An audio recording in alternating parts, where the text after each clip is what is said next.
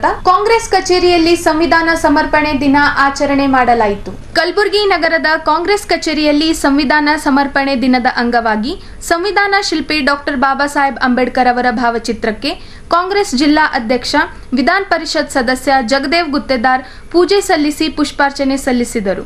ಬಳಿಕ ಸಂವಿಧಾನ ಪೀಠಿಕೆ ಓದಿ ಸಂವಿಧಾನ ಸಮರ್ಪಣೆ ಮಾಡಿಕೊಂಡರು. ನಂತರ ವಿಧಾನ ಪರಿಷತ್ ಸದಸ್ಯ ಜಗದೇವ್ ಗುತ್ತೇದಾರ್ ಮಾತನಾಡಿದರು. ಇವತ್ತು ಕಾಂಗ್ರೆಸ್ ಕಚೇರಿಯಲ್ಲಿ ಸಂವಿಧಾನ ಸಮರ್ಪಣಾ ದಿನಾಚರಣೆಯನ್ನು ನಾವು ಇವತ್ತು ಮಾಡ್ತಾ ಇದ್ದೇವೆ. ಇಡೀ ದೇಶದಲ್ಲಿ ನಮ್ಮ ಭಾರತದಲ್ಲಿ ಸಂವಿಧಾನ ಸಮರ್ಪಣಾ ಆಚರಣೆ ಮಾಡ್ತಾ ಇದ್ದಾರೆ. ನಾವು ಕೂಡ ಇಲ್ಲಿ ಕಾಂಗ್ರೆಸ್ ಕಚೇರಿಯಲ್ಲಿ ಸಂವಿಧಾನ ಸಮರ್ಪಣಾ ದಿನಾಚರಣೆಯನ್ನು ಮಾಡ್ತಾ ಇದ್ದೇವೆ. 19 ಸ್ವಾತಂತ್ರ್ಯ ಸಿಕ್ಕ ನಂತರವೂ ಕೂಡ 1947ರಿಂದ 49ರವರೆಗೂ ಕೂಡ ನಮ್ಮ ಸಂವಿಧಾನ ಇರಲಿಲ್ಲ, ನಮ್ಮದೇ ಆದಂಥ ಸಂವಿಧಾನ ಇರಲಿಲ್ಲ.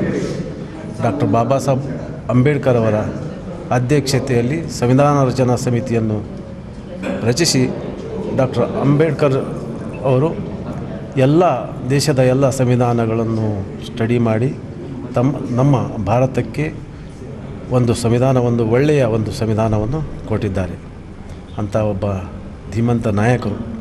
ಯಾಕಂದರೆ ಇಡೀ ದೇಶದಲ್ಲಿ ಎಲ್ಲಿ ಇಲ್ಲ ಆ ರೀತಿ ನಮ್ಮ ಭಾರತದ ಸಂವಿಧಾನವನ್ನು ಅವರು ನಮಗೆ ಕೊಟ್ಟಿದ್ದಾರೆ ಅಂತ ನಾಯಕರು. ಸಂವಿಧಾನ ನಮಗೆ ಸ್ವಾತಂತ್ರ್ಯ ಸಿಕ್ಕ 2 ವರ್ಷಗಳು ಕೂಡ ನಮ್ಮ ಸಂವಿಧಾನ ಇರಲಿಲ್ಲ. 47ರಿಂದ 49ರವರೆಗೂ ಇರಲಿಲ್ಲ.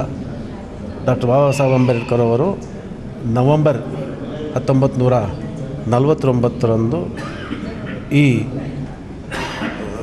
ಸಂವಿಧಾನವನ್ನು ಕರಡು ಸಮಿತಿಯನ್ನು ಈ ಸಂವಿಧಾನವನ್ನು ನಮಗೆ ಕೊಟ್ಟಿದ್ದರು. ಆಮೇಲೆ 26 ಜನವರಿ 1950ರಲ್ಲಿ ಸಂವಿಧಾನ ಜಾರಿಗೆ ಬಂತು. ಅಲ್ಲಿವರೆಗೂ ನಮ್ಮದು ಸಂವಿಧಾನ ಇರಲಿಲ್ಲ, ನಮ್ಮದೇ ಆದಂಥ ಸಂವಿಧಾನ ಹೀಗಿದೆ.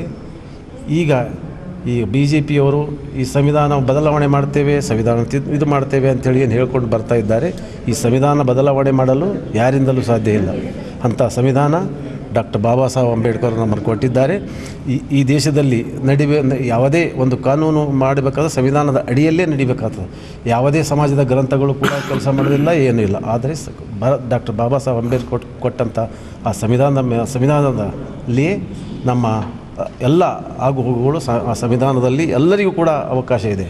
ಈ ಸಂದರ್ಭದಲ್ಲಿ ದಕ್ಷಿಣ ಮತಕ್ಷೇತ್ರದ ಶಾಸಕ ಅಲ್ಲಂಪ್ರಭು ಪಾಟೀಲ್ ಹಾಗೂ ಕಾಂಗ್ರೆಸ್ ಪಕ್ಷದ ಪದಾಧಿಕಾರಿಗಳು, ಕಾರ್ಯಕರ್ತರು ಸಂವಿಧಾನ ಸಮರ್ಪಣೆ ದಿನಾಚರಣೆಯಲ್ಲಿ ಉಪಸ್ಥಿತರಿದ್ದರು.